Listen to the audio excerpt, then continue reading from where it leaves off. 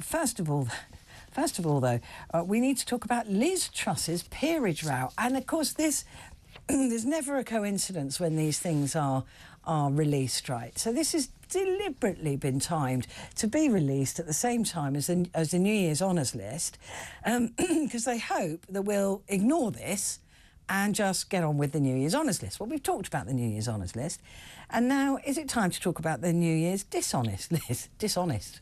Ooh, that was a slip, wasn't it? List. Britain's shortest serving Prime Minister. It's all wishful thinking going on here. Liz Truss has unveiled her resignation honours list, sparking an angry backlash from some critics. Miss Truss, who spent 49 days, let's remind ourselves of that, 49 days in office, has put out 11 nominees, which largely consist of political supporters and former aides. Kwasi Kwarteng, her buddy, not on it. Interesting. And also, really, she left in disgrace, didn't she? I mean, did she resign or was she sacked? I mean, look, we know what mess it was at that time. Should she have an honours list? I mean, it is protocol, I guess, but it really is coming under scrutiny and criticism. I wonder if you think that it is just stupid. I mean, I just think it's stupid that this has been allowed to happen. Anyway, joining me now is Jessie-Joe Jacobs. What a great name. Director of Democracy Network. Jessie-Joe. Hi, how are you doing, Petrie? I'm good, thank you. I love your name. Listen, the shortest serving Prime Minister Liz Truss, left in disgrace, really, having crashed the economy, she and Kwasi Kwarteng, a lettuce lasted longer than she did, and that hasn't brought out a New Year's an honours list, has it? Well, 49 days, and as you said, many would say that she created the economic mess that people are still recovering from. You know, people are suffering. I've heard stories this Christmas of people again going without heating and eating, and yet we have a list where two donors, one I think it was £20,000 that donated to her leadership race, is now been given a place in the House of Lords. We have to remember, we talk that's about a good return on your money, isn't it?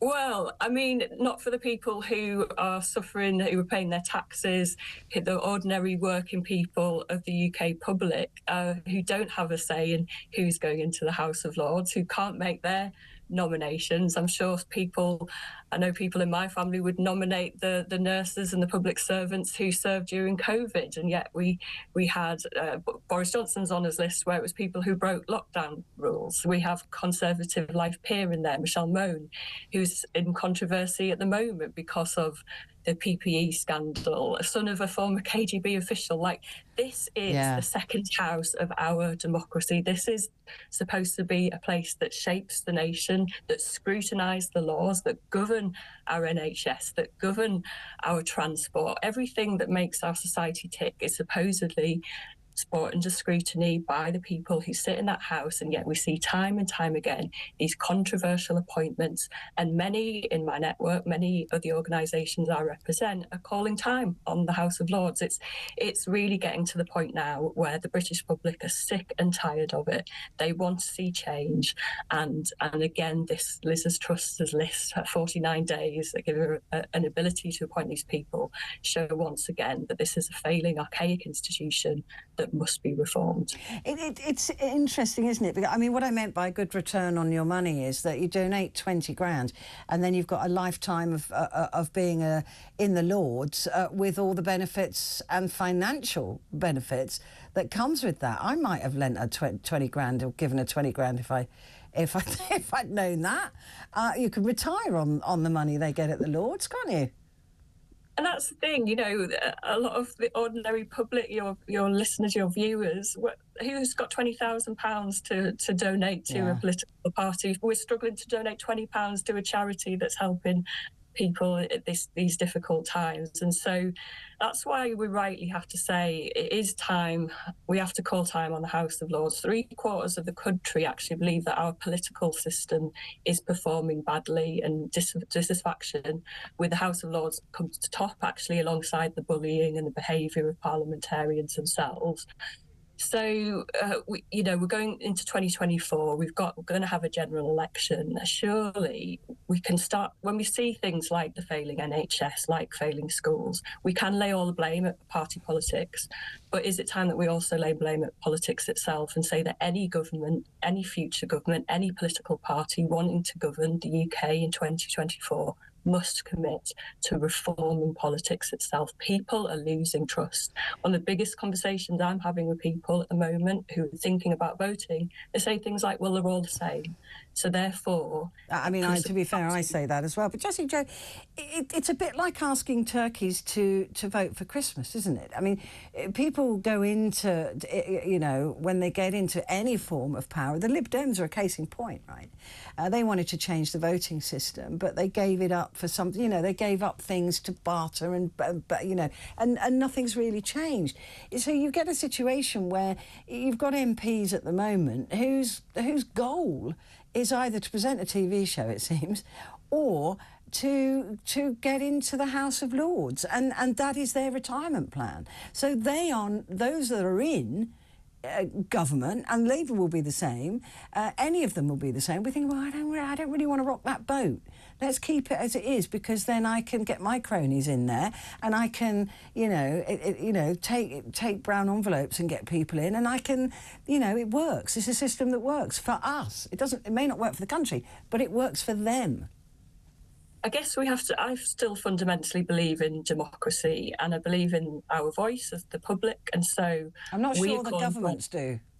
But they will listen if we all join forces and we all make our voice loud and clear that if you want to deliver change, if you want to govern the country, then commit to political reform. Win our trust back, win our hearts back, win our minds back. It's not enough to just say you're going to fix the economy or you're going to fix the NHS. We want you to fix politics. And so a lot of organisations that I represent will be making that call on behalf of the public, and they will be asking the public to lend their support to say, when you are asking for change, ask for political change, because if we want to fix our NHS, if we want to fix public transport, we have to fix the decisions. The decision-making system is our politics itself. And so we can't throw that. We've got to be very careful, haven't we, about throwing the baby out with the bathwater, because some of these lords and dames and ladies, they work extremely hard. They are proficient, they are qualified, they are, lawyers, architects, doctors, surgeons,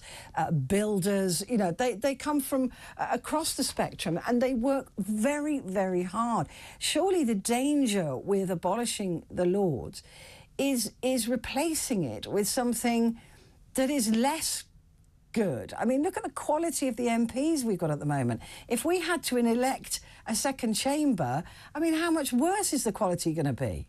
So only 4% of the public think that the House of Lords itself should stay as it is. That's only 4% of the public, and there's actually less trust in the House of Lords than there is actually in the House of Parliament, in the House of Commons. Well, maybe they don't know enough about what the Lords does, actually. So what I think the thing is, you've mentioned some good examples, and there are some good hard-working people in there, but you also have 92-year-old land-owning lords who inherited their right to be there. That in itself is absolutely wrong. And you probably have got amazing pub landlords who know their communities better than anyone, who could make much better decisions in that place than a 92-year-old land-owning lord, but they don't have £20,000 to donate to a political party. They don't have the power of connections. But we need a second chamber, don't we? We need a second chamber. A second chamber is a good thing, in my opinion. And many of the organisations I represent would say it is. But what we do say is the current way it works is the broken thing. That's what's losing the public's trust. That's what's enabling Liz Truss to make an appointment of some of the people who donated to her campaign after having only 49 days as the Prime Minister of this country. So the system itself is broken. So any political party coming into a general election next year must commit to reforming politics and the House of Lords. We could have a public debate on this. I'd love to see a public debate, maybe on talkTV, or where you actually get leading experts around the table, publicised debate with members of the public asking about its future, scrutinising what happens. We could have a citizens' jury, which is an idea from Sortition Foundation, one of our members, who's saying call up a jury service like they did on climate change, like they did on assisted dying in Jersey. Call a jury, let them hear recommendations, let them hear the experts and make recommendations on its future.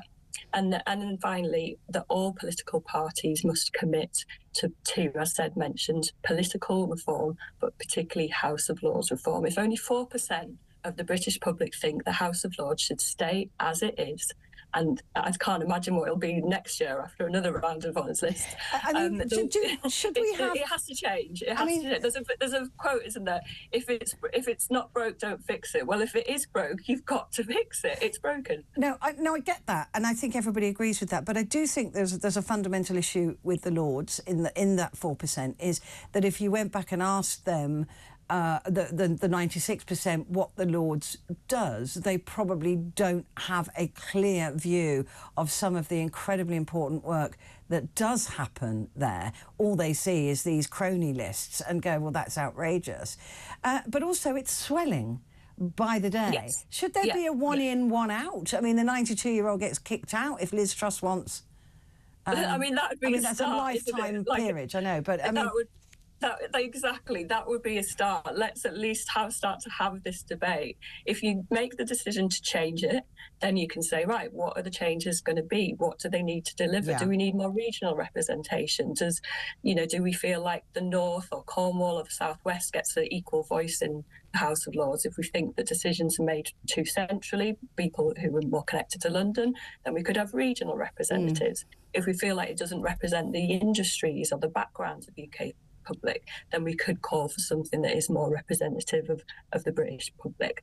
But number one, commit to reform. Number two, we work out what that reform is. That's how it works. That's how you make changes in the country. You commit to change first. We'll say we fix the NHS. Then you bring in your plan to fix it. We fix transport. Yeah. This is the plan. Doesn't always get it fixed, does it? We've been talking about fixing the NHS.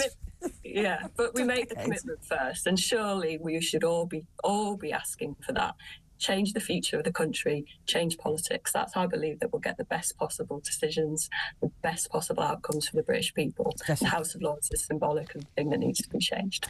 Thank you very much indeed. Jessie-Joe Jacobs there, Director of Democracy Network. What do you make of the system at the moment of the Lords? Do you just want it abolished? Do you want it gone?